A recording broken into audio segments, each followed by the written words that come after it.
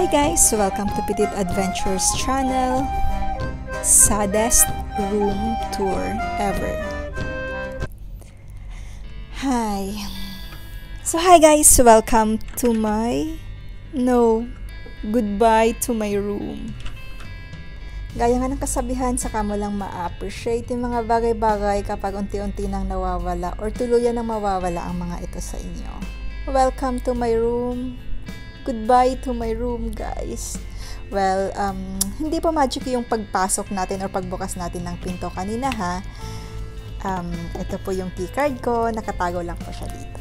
Anyways, saan ba tayo magsisimula? So, ito yung toilet, bathroom, WCCR. Paano nga ba tawagin ito? And, eto na. Unti-unti na natin silang aayusin. Ito yung mga kunwaring stocks dyan. Bidet, alam nyo na to. Number 1, number 2. And, mirror on the wall. May babay blower, maiiwan na to.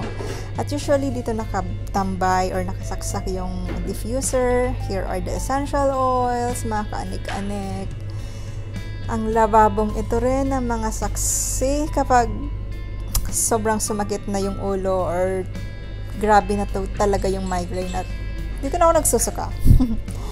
So, ito, i-impake na ito mga pabango, na-impake na ko na rin yung mga ibang accessories. Usually, nakailang beses rin tayong nag-relax dito sa bathtub. So, ayan guys, and ito yung mirror, mga moments dito sa mirror, saksi. So, masasabi kong ito yung small pantry area. Ayan, ito yung mga pinagbabawal na bagay. Microwave. Guys, pa-comment ka ng pinakurat kapag nandito pa kayo nanonood. And, may mini fridge. Ay, nako, pwede bang bitbitin ang mga to? Ito guys, sinantulan. And, mga juice, egg, ayan na. And, ito yung nakakamiss na mga cabinet or cupboards. Ano bang tawag natin dito? Ito, ready to empake na. Ready nang isara.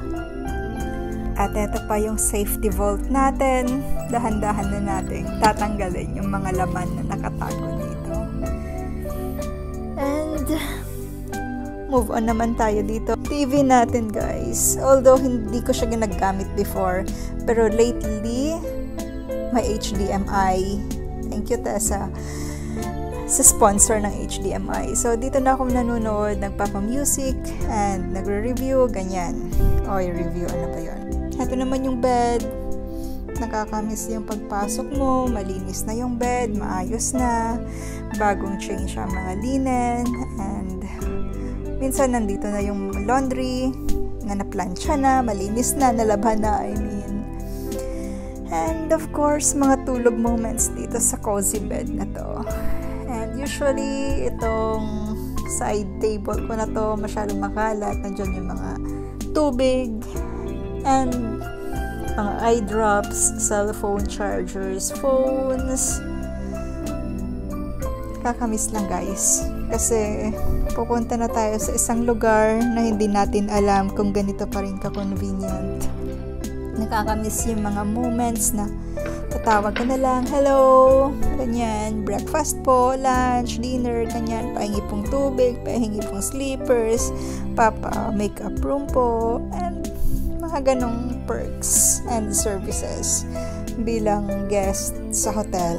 And I'm grateful naman for April, May, June, July, August. Almost 6 months namin dito. And dito tayo sa area na to. Ito yung pinaka-paborito ko talaga naman. Kasi mostly, dito na rin ako nakakatulog sa sofa. High sofa, bye sofa. Aloe vera. And actually guys, tinidiligan ko yan siya ng ng dahon ng saging na nakababad overnight. Kaya medyo healthy siya. Itong table na to, dito na rin ako kumakain. And ito, welcome sa source of sunlight natin. Hindi lang siya source of sunlight, source na rin ng happiness. Kasi nandyan yung mga alaga nating mga pusa. So, Thank you for watching, guys. Hi. Alam ko magiging emotional naman ako talaga pag alis dito dahil sobrang napaka-grateful, sobrang napakaganda ng room, ang lawak. And although sakto lang siya. By the way, guys, saglit na nga papakita ko lang itong mga ano sa inyo. Mga sprinkler, alarm, smoke alarm, fire alarm. And yan yung kibla nila since we are in Arab countries naman. So, nakapoint siya sa kung saan nakaharap or saan sila haharap during prayers kasi doon ang side ng Mecca. Emotional lang, guys. Kasi yung mga uncertainties. Pero grateful, sobrang grateful talaga sa mga blessings naman kasi as an OFW, bibihira lang din talagang magkaroon ng room na ganito, ng mga perks na ganito. Kaya gusto ko mang mag-hold on, pero kailangan mag-let go kasi kailangan mag-move on, and hopefully by God's grace, parang alam mo yung parang ang sama-sama ng loob mo na aalis. Hindi naman masamang loob, pero gusto mo magstay eh. And